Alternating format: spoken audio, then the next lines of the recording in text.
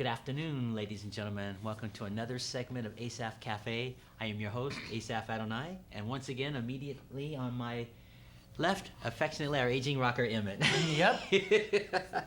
And it's a little bit after 1, so it really is afternoon, because as we said in the other show, they're changing the times for recording time and stuff like that. So, you doing all right otherwise? Yeah, I am, basically, yeah.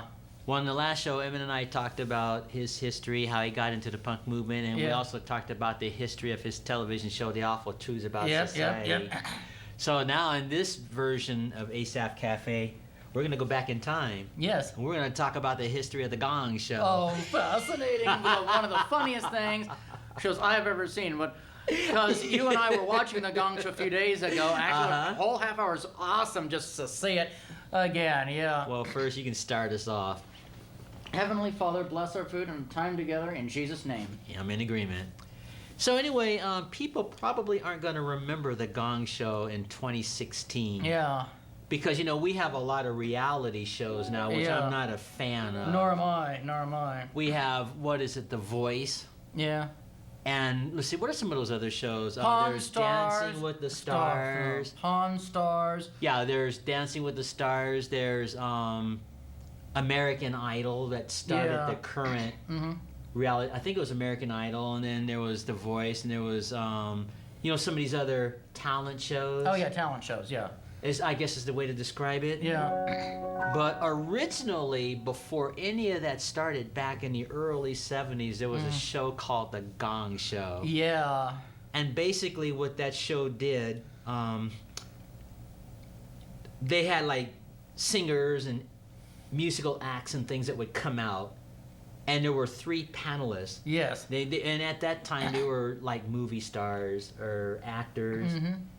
And if a particular act went on stage, if the panelists liked you, they just let you do your thing, and if they didn't like you, they had this little hammer, and there was a big gong right on the side of the table, and they would actually hit it. Yeah.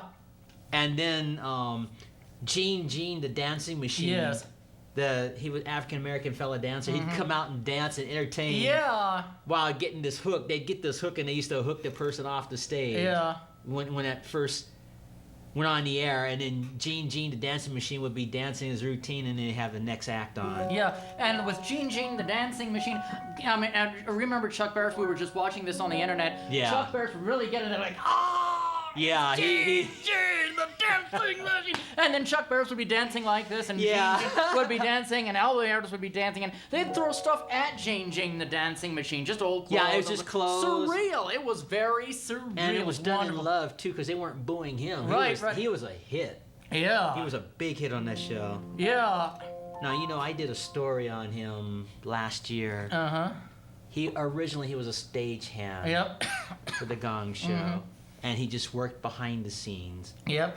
And at that time, when they were doing the show, when they went to a commercial, they had to have entertainment during the commercial break. Yes. So they invited Gene to entertain just the studio audience. Now, we didn't see it on television. Yeah.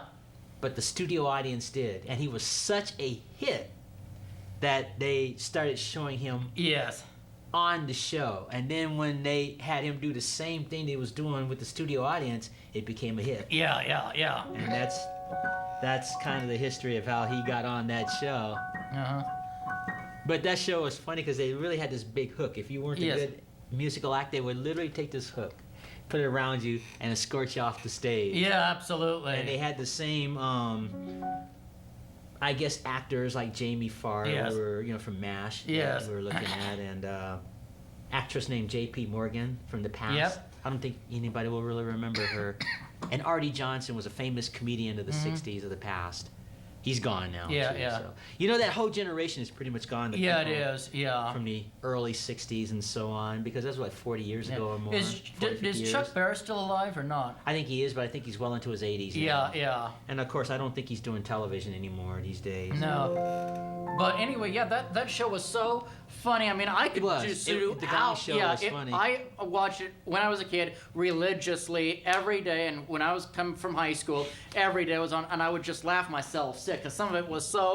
All right, let's see if I can figure that out.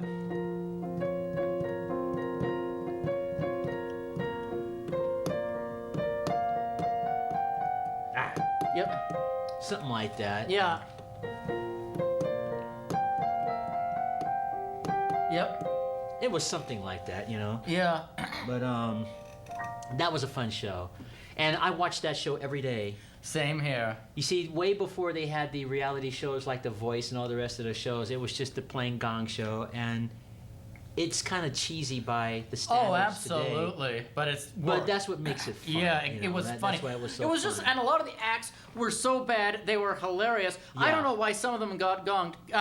If Yeah, I could share, there were some pretty lame acts on there at which the were time. so funny. If I remember when I was a kid, if I could share some of the acts that got gonged, there was this comedian, and he was so funny. He had this little black bag of things that he was joking about. Like, the doctor prescribed some eyeglasses for my eyes because I need, but I don't know how to wear them, and they were just glasses. I drinking. remember that, yeah. Yeah, and then there's something about I wanted to play baseball and get a bat.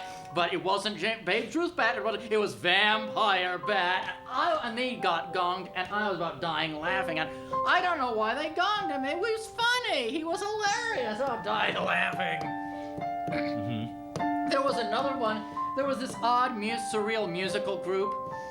And they were just singing, they were doing X's and doing a whole bunch of weird stuff and singing, I don't know why, I don't know why, I don't know why, I don't know why, I don't know why. And that was, and they got gonged, and one of the actors said, Yeah. you know, Chuck Berry said, I don't know why they gonged you, I really liked your act, but then again, I love bubonic plague. Hey, why did you gong? Yeah. I don't know why. It's Chuck- funny as heck, though, funny. Chuck Barris, what was interesting about him was he was so fun to watch. He was. He would come out with these big hats that that would cover his eyes. Yeah. And he'd go like this and Yeah. like this and get into it. It was so funny. It was. Because like when you watch the reality shows today, they're more like serious. I know. And stuff. And of course, the acts on the reality shows today are a lot more professionally done. Yeah, in the Gong Show, but the Gong Show was fun. It was. I mean, you It could do was the just a cheesiest fun- thing. Yeah, exactly. Silly, fun Yeah. show, but that's why it worked. And it was fun watching the movie stars and the actors. And Yeah, it them was, take yeah. Their time to. We're talking about major actors on television at that Yeah. time. And you know, again, I don't know how many people will remember the Gong Show. I don't. You know, I don't know. It's Yeah, 'cause yeah. that was almost like a lifetime ago now. It seems like. Yeah, and that show, and their funny skits that they would have in between the commercials were hilarious. Like, what did she say? There were this singing group called the Mummers. I mean, Chuck Berry introduced this singing group called the Mummers. Right. Well, they basically didn't say anything. They were just three women, and then Chuck Berry And the said, Mummers, yeah. Yeah. Well, don't just stand there. Do something. So they had water to in their cheeks, and they sprayed Chuck Barris with water. Yeah. And that You was know, the that funniest reminds me, thing. those mummers, that reminds me of that guy that went on that, I think it was the America's Got Talent. Yeah. And he had like this tape over his mouth. Yeah. And that's all he did. That was his act. I mean, that's It hilarious. was just tape, and It's he would roll his surreal. eyes a certain way, and he wound up getting into the finals, I think. Yeah. That is surreal. I love that surreal stuff. And Yeah, when some I other- first saw that guy, my first thought was, oh man, this guy's gonna get crucified Yeah. by Simon Cowell or whoever. Yeah, No, he made it. Yeah. And I admit it was funny watching this guy. was. Just, you know, he just had tape over his mouth. He just stood there and just did things with his eyes. And Yeah.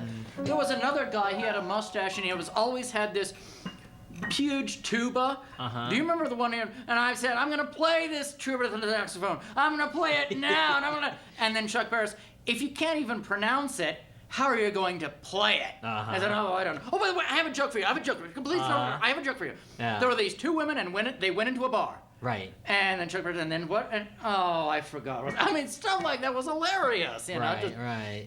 hilarious, and I was dying laughing. And these people were having fun on the Gong Show.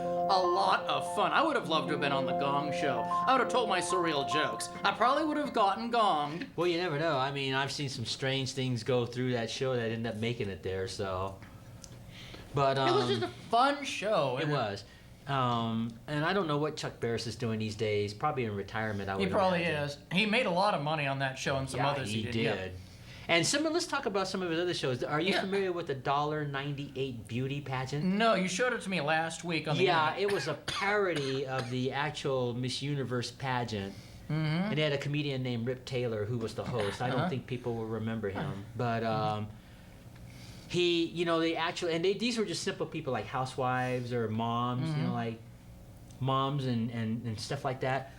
And they would actually, for like 20 minutes, they'd have these ordinary people walk out on stage like the beauty people, and they ask them questions and things like that. And then at the end of the show, whoever won actually got a check for $1.98. Wow!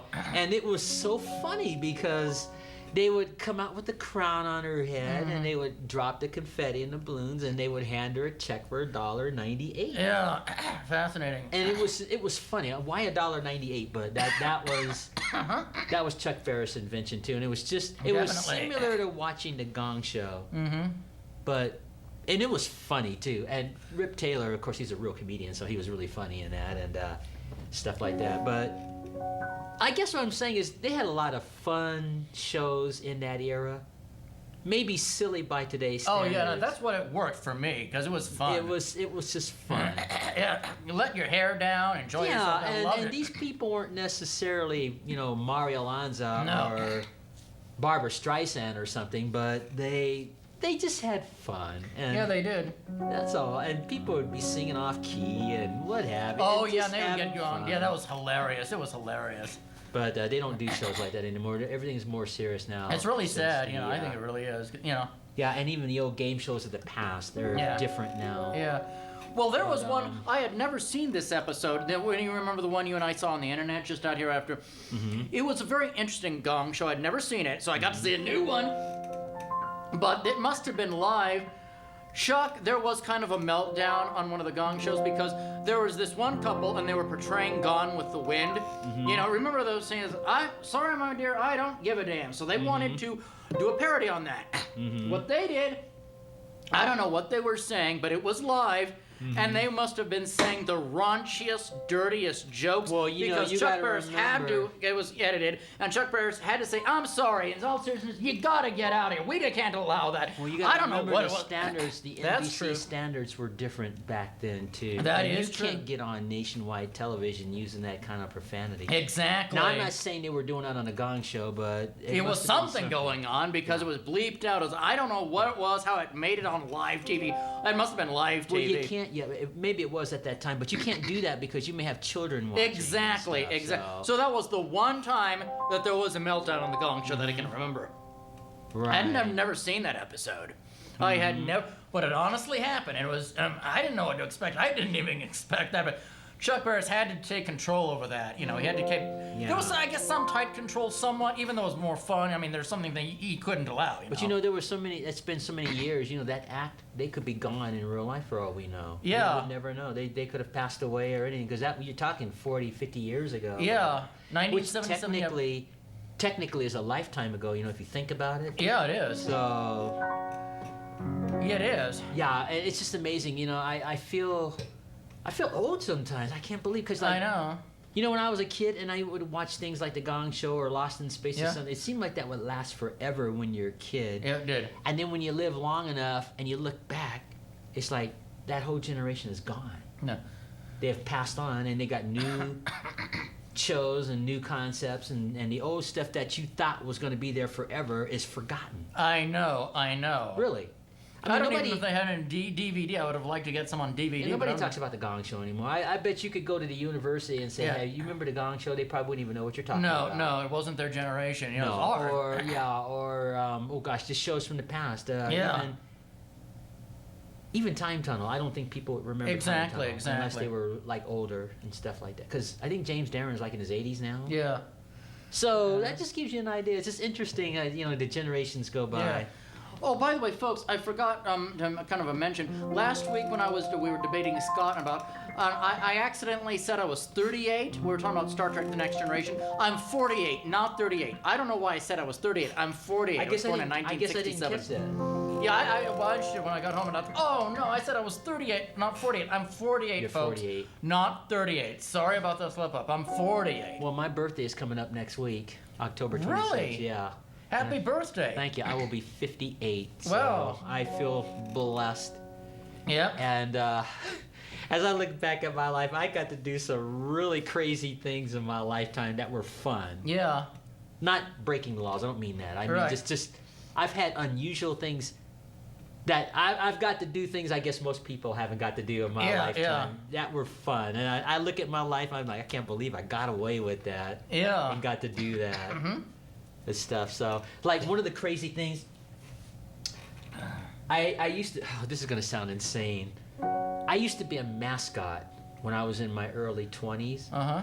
And it was called the Brown Hornet. Yeah, yeah. Now, this was based on Bill Cosby's Fat Albert and the Cosby Kids. You remember that cartoon? I remember it, didn't care for it, but yeah. Mm-hmm. Well, anyway, what I liked about Fat Albert and the Cosby Kids was they always had a positive message for children when it was watching, because it was like it was a fun show, but it had an educational theme. Mm-hmm. But Fat Albert and his friends, they would go into the junkyard, and they had this old crusty television, and they used to watch their hero, which was the Brown Hornet, which was based on the Green Hornet with Bruce Lee and all that, because they're an African American cartoon. That's where I got the idea to become my version of the Brown Hornet, and it worked. When I created that Brown Hornet at the time, I used to go to the Las Vegas minor league baseball teams as one of the mascots, and I was still able to play that trumpet at the time. So what I did, I had like these gloves. Yeah. And I had this cape. And I had a little bumblebee on my chest that said Brown Hornet. And I used to wear these stockings like what the girls wear. And I had these swim trunks, not swim trunks, but like trunks, like tennis trunks. Yes, yes. And I had these like moccasin boots on that I had. And I had a little mask that covered my eyes. And I was called the Brown Hornet. And I did that character for years. It was my best character. But as I got physically older, I knew it was time to retire that. Because you know how your body is when you're younger. You're slimmer, or you're just younger. For me to put that costume on now at 57, it just wouldn't be the same. Yeah. But at that time when I was younger, I did a lot of fun things with that character. Cool. And it was just a lot of fun. It was just so fun doing that character. Yeah. And when I used to play for Pat Guidry in Las Vegas, they used to call me the Brown Hornet. Cool. You know, like, because I used to play in his band. Yeah. And they'd be calling all the people by names. And then we got on the trumpet, the Brown Hornet. Cool. They used to call me the Brown Hornet instead of my Cool. real name. Yep. And it was just, it was fun.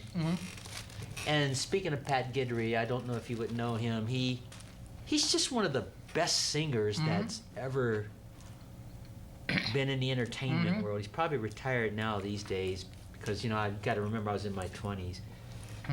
But Pat was known for singing the music of Otis Redding and Sam Cooke and just, you know, all these people from the past, and he was very good at it. And he spent his career performing in Vegas, like on the main strip, like the Riviera Hotel. And I just lucked up and well, providence of the Lord, to be a small part of that. A very small part of that. He gave me one of my first music jobs. I think I was 24 at that time, 25, something like that. And I just never forgot it. So, you know, I just the point that I'm making is I got to do a lot of fun things with my life, like the Brown Hornet, and it was just. Oh yeah. I look back, and I also made the Chamber of Commerce too. I think in 1985, 84, something like that. So they could probably look it up, you know, and stuff. But it was fun. But yeah, I turn 58 next week, so. Happy birthday. Thank you, October 26th. And I just feel blessed to have got to live this long. Yep. Especially when a lot of people don't make it that long. I know. And you know, on a more serious note, you know, I am a piano player. Yes. And when I was growing up, I used to think to myself, how come I can do this and others can't? Yeah. You know, when you're young and you're processing that. Yeah. But then there's a teaching method too. You know, like if you have an extraordinary skill. Yeah. I'm not saying I have an extraordinary skill, but what I'm saying is be humble. That's the key. if you're blessed with a certain skill, just thank God for it and use it. Practice. Make people happy. That's ways of using it. To me, that's a way of saying thank you to God. If you've got a talent and you're out here showcasing it and you're having fun with it and you're being humble about it and thankful about it, that to me honors God. And that's the approach I learned a long time ago when I used to question, why me? Why did God give me this? Why can I do this? And my attitude is, why not? Exactly. It's not because I'm better than somebody. No, God just decided to give me the ability to play the piano. So say thank you and just use it. Exactly. Other people are like mathematicians or scientists or doctors or teachers. I could never do those things. Yeah, no, yeah. So whatever the gifts are, I just say thanks, and stuff like that. But I'm not doing much playing. I'm just playing chords. But see, the thing that I'm saying is, those are things I had to process and learn when I was growing up. Yeah. And just always have a spirit of humility and thankfulness. And that's the approach I have in life. Yep. But it's just fun. But I've had a fun life as I look back. I'm not saying I'm old. I'm just saying that I've got to do a lot with my life as I look back. Stuff like that.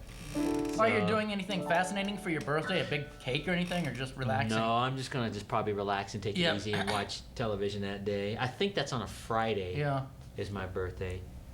So after I do Wake Up Missoula that morning, I'm just gonna kind of take it easy. And speaking of Wake Up Missoula, Noelle's leaving. I'm so saddened by that. Yep. It's it's been a delight doing that show. Yeah. You know how that started for me? I'm not talking about the cafe now. We're talking about Wake Up Missoula. Right. About that. On August 4th, 2014, Noelle and Scott invited me for the very first time, because I have the DVD of that appearance. And all they did was ask me some questions on the program. And in my case, I got to play a song at the beginning of that. And I thought, okay, after that appearance and playing throughout the show, I thought that would be the end of it, and I'd never do Wake Up again. And then about a week later, Noelle invited me to play the piano on the show, just off and on, like how I'm doing it. Yeah. And I thought that was cute. And there was no musical notes at that time. All I did was literally played off and on throughout the entire show. That turned into a few months of doing that. A few months later, to give the show more, what's the word, freshness, I guess? Noelle says, hey, I got an idea. I think you should do a segment. I think you should do your own segment called Musical Notes with Asaph. That was her idea. And she said, all you have to do is just tell a story about, say, a movie star or a musician. And so at first, I just focused on musicians. Like Plas Johnson. Now, you don't know who he was. You don't know him by name, but you know what he does. Plas Johnson was the African-American saxophonist who did the actual soundtrack to the Pink Panther cartoon. Oh, yes. That was Plas Johnson. And so I started doing those kind of stories, of people that you don't know who they are, but you know what they do. And it started evolving and being interesting. And then over a period of time, instead of just doing musicians, I started doing actors and movie stars and events. I'll take some more of that secret ingredient. Just stuff like that. And, just to make it grow. Yes. That turned into a 2-year thing of being associated with Wake Up Missoula. Interesting, yeah. And that's how I got started on that, thanks to Noelle. Scott, too, but primarily Noelle. It was her idea for musical notes. Interesting. And so on. I would have never thought of that. I never thought I would even had appeared on there after that first day back in August 2014. And here it is, October 2016, and she's getting ready to leave, and I'm going to miss her. I am going to miss Noelle something awful, because she is just such a delightful person to me. She always has been. I'm impressed with her skills as what do you call it, an anchor or reporter? I think she's the best reporter now in Missoula, in my personal opinion, as far as where she's at. I know she's not on K-Pax or anything yet, but it's just a matter of time. I think she's going to take the world by storm. Fascinating. I think she's going to be a fine anchor or a reporter or entertainment or whatever direction she ends up going in her young life. I think she's going to do quite well. And I would always tell her I'm going to follow her with interest. I'll be watching television here and there to see if I ever hear the name Noelle McAvoy to see what she does. Because, you know, when I was her age, I didn't think I would do the stuff I went on to do. And she's got her journalism degree, and she's already doing television experience with Wake Up Missoula and stuff. So no telling what that young woman is going to do 10 years from now. Yeah. You never know. She might end up on Nightline with Chris Hansen or whoever these current news people are. So I wish her the best, and I'm just curious where life's going to take her, where she's going to end up. Yeah. I understand she's going to Bozeman, so maybe she'll get a job on television in Bozeman. But I just wish Noelle the best. But I guess to sum this part of the conversation up, Wake Up Missoula has just been such a delight for me. I can't believe I've done that. I did that show for 2 years. Fascinating, yep. Yikes! Every Monday, Wednesday, and Friday. Just 2 years, and just doing these musical notes with Asaph.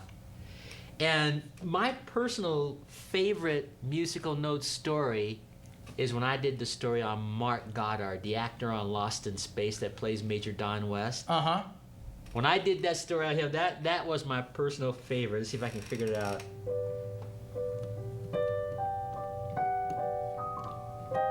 You recognize it? Yep. By the way, this set, is that a cat in the background, or what is that? Yes, it is. I've got to see this. I didn't recognize that. I can barely... Well, it looks more like I don't know, a cheetah maybe or something. I don't know. Or maybe it's some sort of odd mammal that I can't really make out. Yeah, but it's just cute though on that set like very that. interesting, Let me do that. Let me try to see on the theme of Lost in Space. Whoops. Do it again. I just noticed that there, you know.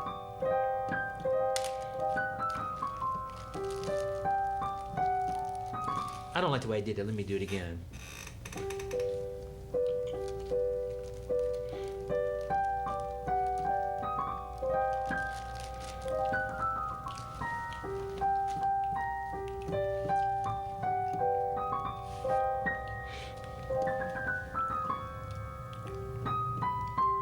You and I were just watching Gene Gene the Dancing Machine, and when I saw the audience in the 70s, I realized how much times have changed. Yeah, I know. Their clothes were different, their hairstyles were different. It was unbelievable. It was just totally different times, really. Yeah. I think they were more innocent times. I think. Yeah, they were. I mean, the standards of NBC and ABC and so on were different back then too. They had a different dress code.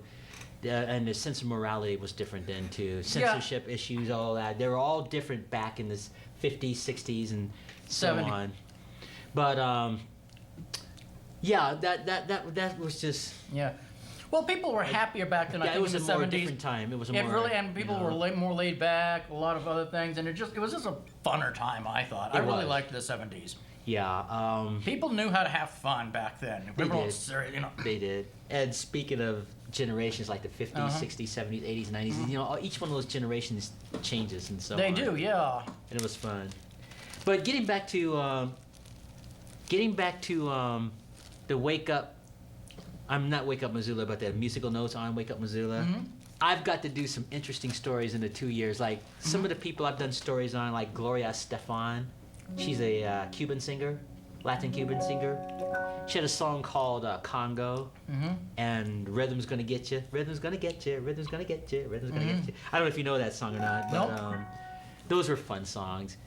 And she had a group called the Miami Sound Machine. It was a very rhythmic group at the time. I did a story on her. I did a story on Art Fleming, who was the original host of Jeopardy before Alex Trebek. See, people don't realize that they had an actual host once. Let's see who else I do stories on. Moms Mabley. I don't know if you ever heard of her. Who? Moms Mabley. No, never did. She was a famous African-American comedian in the 1960s. Oh, even before that. She paved the way for all the other comics of the past. leading up to the Interesting. day. Yeah, she was this female comic. And she had a routine where she always liked to talk about her dating younger men. And it was funny, but it was clean. Yeah. But it was really funny because she was talking about one of the routines. She said she married one old guy who died. Yeah. Then she married another old guy. She said he was so old that he was older than his birthday. And I just thought that was funny. And then she said, well, we got to have a talk. You know, she and her husband, she said, something's got to change because I can't do this no more. Yeah. One of us has got to die. And it was just so funny how she was describing that. She wanted to marry young guys, but always wound up marrying these old guys. Yep. Old and ugly. But see, that was cleaner brand of Yeah. comedy at that time. And another person I did a story on, I don't know if you remember her, Carmen Miranda. She used to wear Nope. this fruit hat on her head, like bananas and. Oh, interesting. Nope. Huh, interesting. And she wore these like gowns and stuff, and she used to wear. I put all this fruit stuff on her head, bananas, apples, and it was kind of a Cuban, kind of a Hispanic, kind of a comical singing act that she did, and I thought that was worth talking about. And Sally Field, the actress, I did a story on her. And, you know, she's known for Mrs. Doubtfire and Norma Ray and all these other movies. But when she was a young woman, she did a comedy show called The Flying Nun. Have you ever heard of that? I've heard of it, never watched it.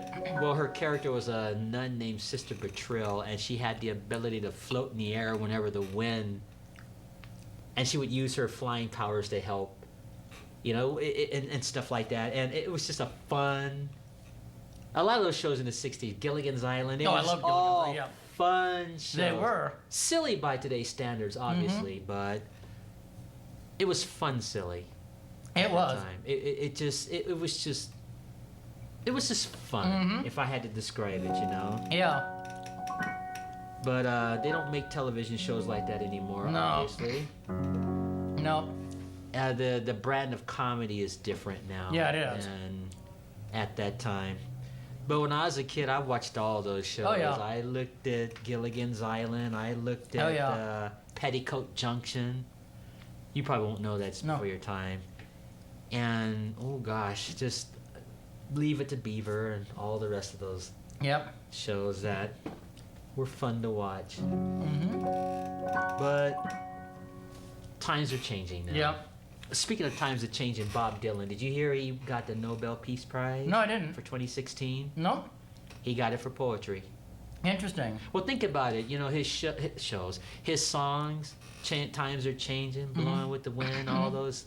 There is a poetic message.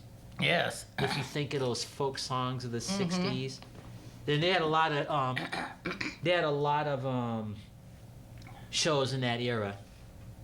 Shows, I should say singers. The Mamas and the Papas, you probably won't know them. This is before your time. No.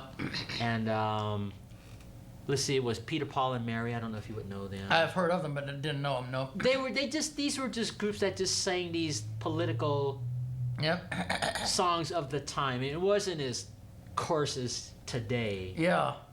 but the one that stood out the most was Bob Dylan. So he got the Nobel Peace Prize Huh. for 2016, and I couldn't be more happier for him. I just think right on, you know. But things have changed since those 50s Yeah. and 60s and so on. Yeah. And now, 2016, everything has changed. Yeah. You look at the political debates, it's different than when you saw those clips of John F. Kennedy and Richard Nixon. They didn't attack and smash and destroy one another back then like they do today. Yeah. I mean, it's hard to look at these political debates. I'm not trying to get into political, but Right. I just wanted to comment real quick on that it's just hard to watch that when they're attacking and assassinating everybody's character and stuff, and it's just awful. It's like, Yeah. I'm glad I'm not into politics. Yeah, definitely. I don't think I'd want to do that as a Nor would kid I. growing up. But I am curious who's going to win this, though. Yeah.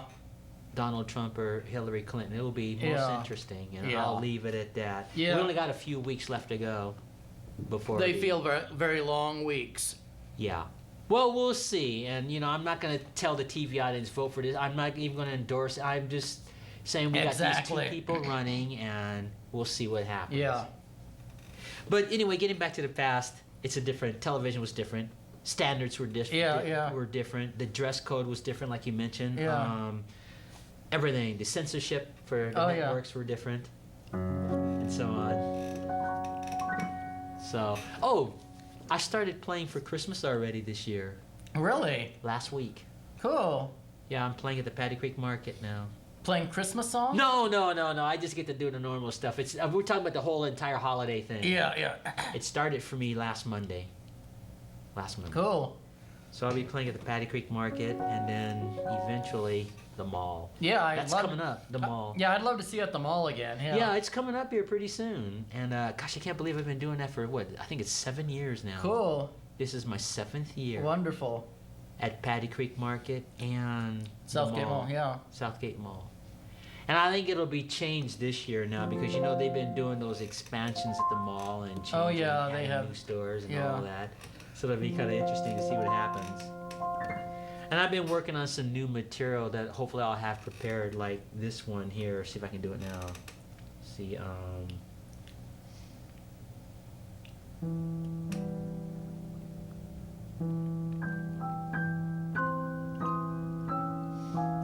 you recognize this? Yep. That's the beginning of the Dance of the Sugar Plum Fairy. I've been trying to prepare this for the holiday. I don't know if I'll be able to, but I'm working on it. Do you, oh boy. You know that guy, that reminds me of the Gong Show again. Now you've, just talking about Jingle Bell.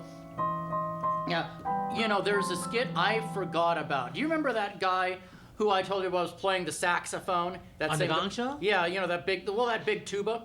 Yeah. I'm going to play this tuba. I'm going to play this now. I'm going to play this. It was one of their skits, know. I think it was the same guy. He also played the guitar. Like he would, Chuck Berry started thinking in one skit, I said, we don't have time to play the guitar. We don't have, no, I've got to play this guitar. I got tunes in my head. I've got these tunes in my head. No, we don't have time. All right.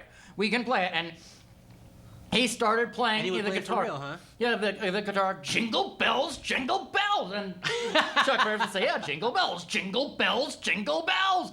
Jingle, and then he tried to say something dirty. I'm not sure what it was, but Chuck Berry said, okay, we'll be right back, and put his hand to his mouth. That was funny. Now, that was done deliberately, but it was funny as heck. Well, I think a lot of that might have been staged and pre-planned. It was fun. Yeah, exactly. Staged and pre-planned.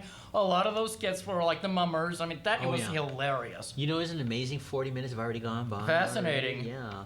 But no, that Gong Show was just such a fun show. Oh, yeah. All those shows in the past were fun. They were. And so on. Even the detective shows were fun. Mm-hmm. And it's just a different time. It is, yeah. Different time. Well, and people were more innocent. They were not friendlier, so. And they were happier. It was just a happier time. People are now so serious, but it was a happier time, funnier time, Well, there was no political correctness either. Exactly.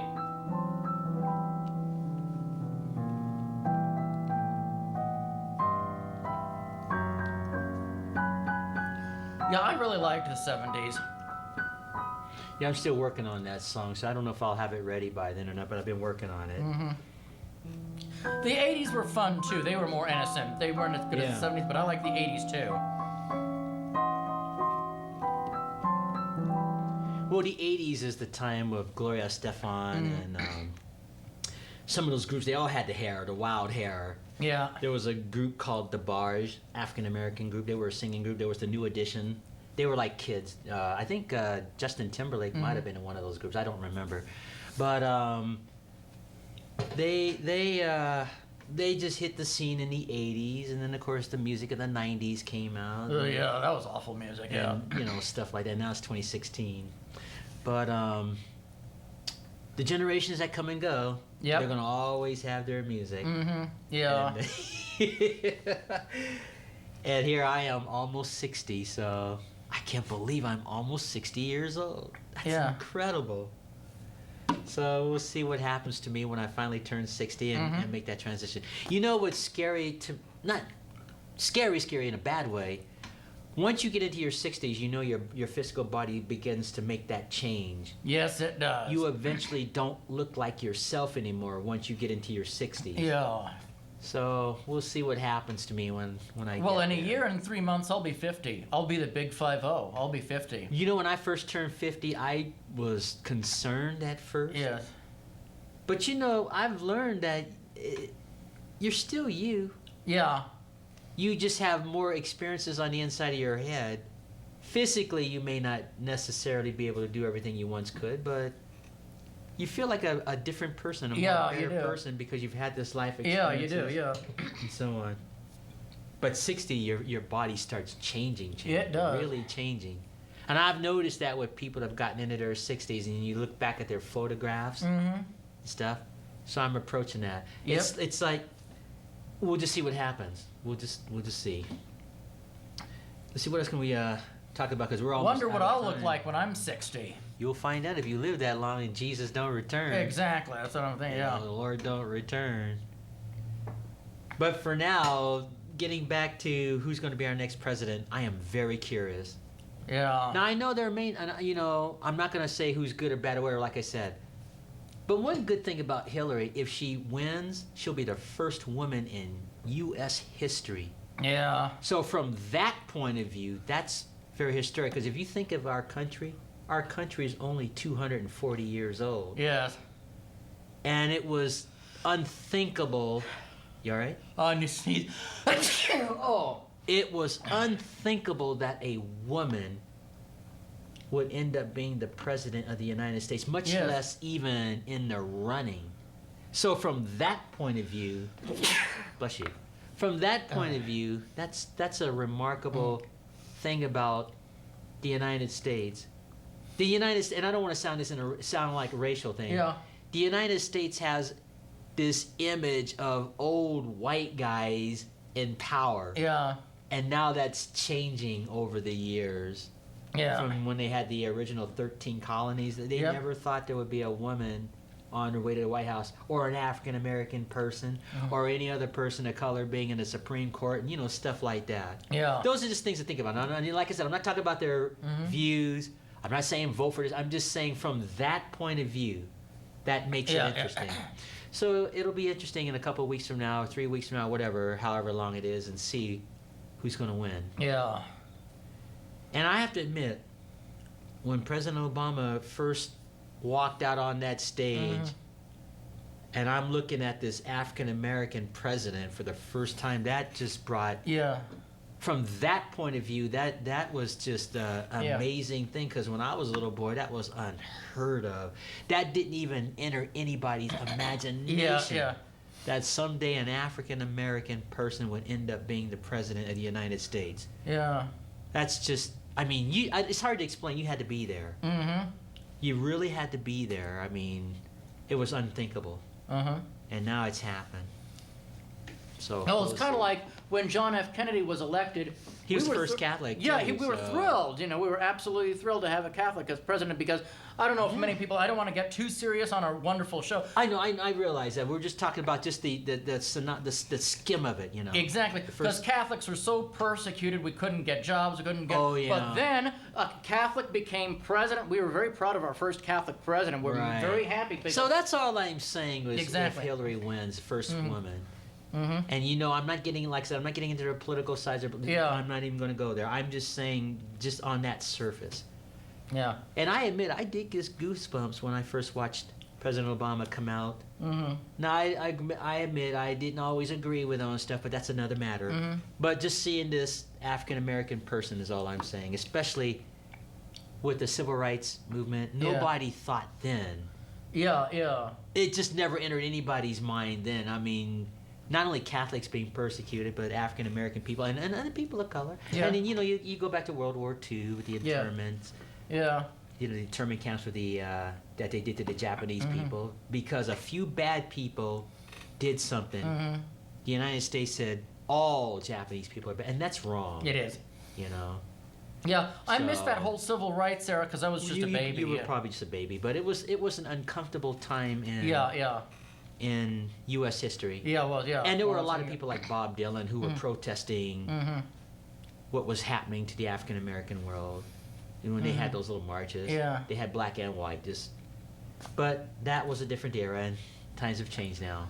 Yeah, interesting. And like I said, we've talked about since we love Star Trek. Star Trek often talked about the civil rights era In a sense, in a yeah, science fiction way. Talk right. about civil rights issues, race relations. It was fascinating in that way. Fascinating. And I think that's why the original Star Trek, like you mentioned, was so relevant. Yeah, it was.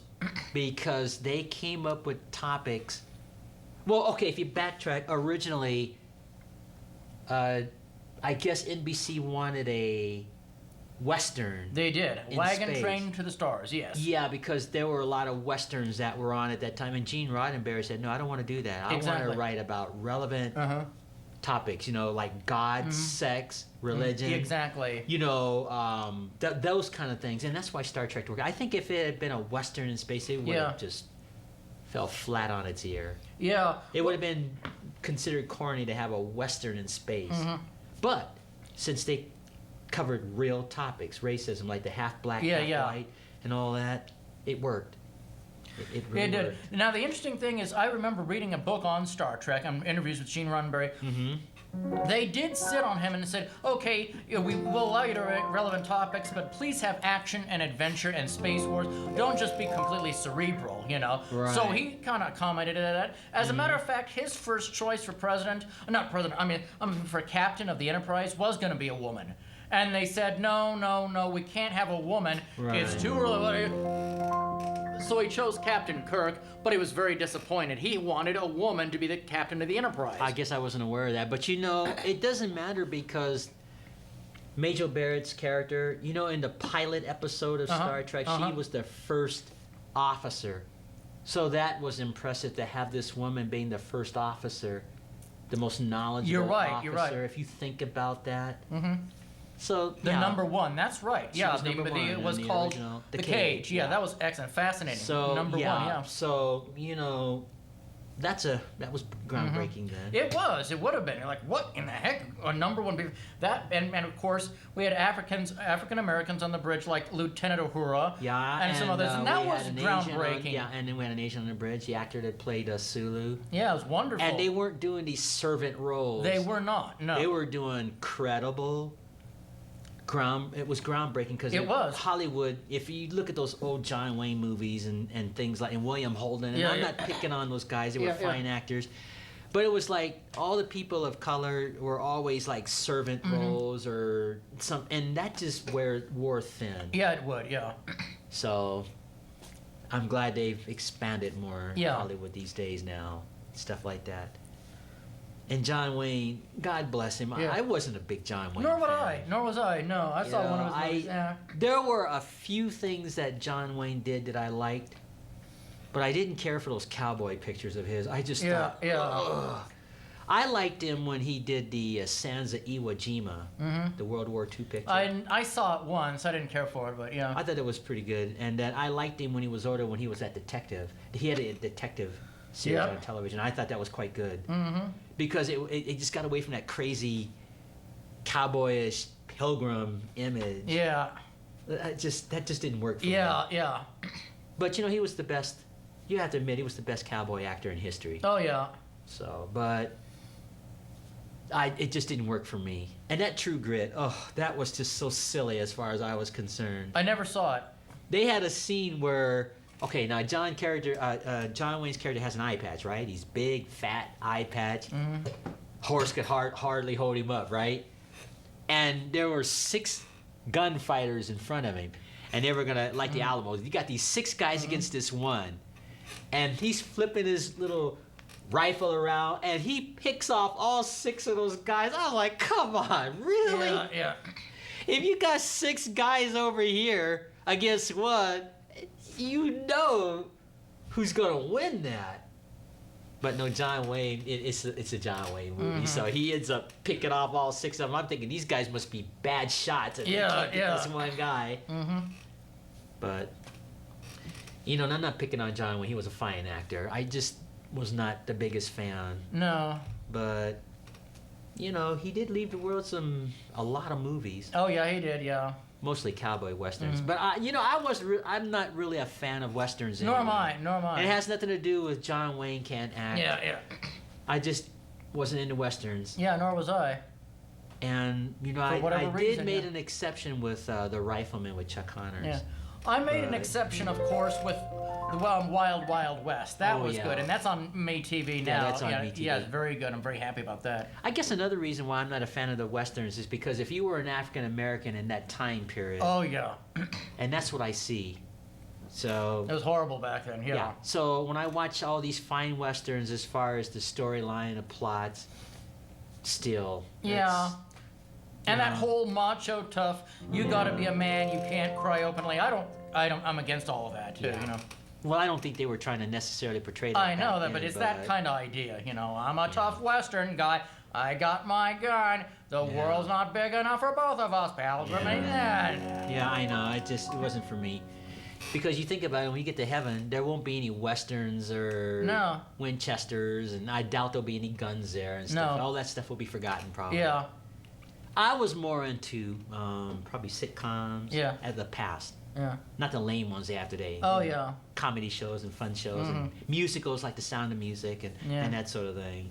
I hope in heaven there'll be science fiction, though. I can't wait to see my science fiction shows. Well, you know, I once said this. The first thing I want to do after I meet Jesus, I'm going to ask him and say, God, you know, when I was a little boy, I used to watch Lost in Space with June Lockhart. I want to know, is there a such thing as Alpha Centauri Yeah. out there in the universe? And if there is, that's the first place I want to go when I get to heaven. Yeah.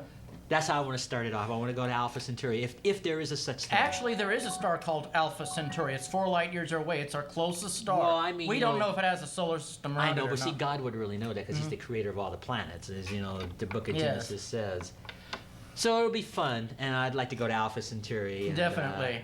explore and just have fun in heaven. Yeah. That's something to look forward to. Absolutely. heaven. I can't wait. Yeah. Yeah, it'll be fun. I heard a song on the radio just last night. They were talking about heaven, how fun heaven will be. Oh, yeah, it'll be fun.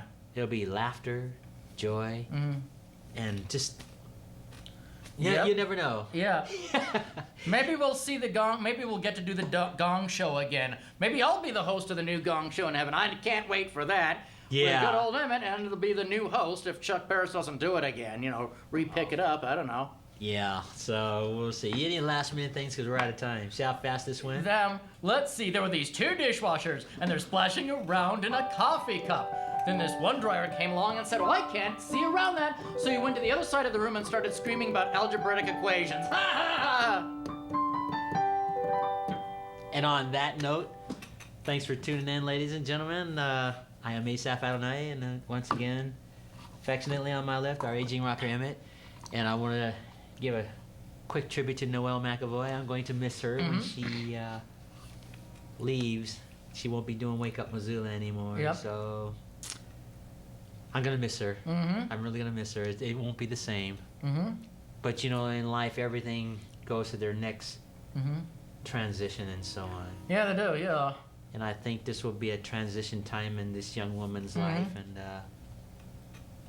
you know, Wake Up Missoula, they'll probably have new everything. You know, the show will go a different direction. And, of course, this show will probably go a different direction, too. We start doing those outdoor Oh yeah, it will. cafe locations and things like that. But, yeah. I want to say thanks for always putting up with me every week. Oh, it's every week. fascinating. Just You're a so fascinating fun. friend of It mine. just- Yeah, just wonderful friend of mine. This is Fascinating. just such a fun show to It me. is, it a is. show that accidentally came my way that I didn't think. By the Lord's providence. Yep. Yeah. So Like my I'm just, show, yep. just really thankful. And Professor Green, he wants to appear. He and his wife. So it'll be fun when we have them both on It there. will be, yes. You and I talking to both of them. Yes. And no telling what the conversation will be at that time. Yep. Because he sent me an email. He said he will as soon as he gets the opportunity because he's teaching right now Yeah. Yeah. at the university. So it'll be fun. Yep. And I told him about the debate you and Scott had last week. Yep. So I'm sure he and his wife will be watching that. And soon. again, I'm 48, not 38. I'm sorry, I accidentally said 38. No, I'm 48. I was born in 1967 in December. Right. Yep. All right. Well, thanks again. So until our next show, Maranatha.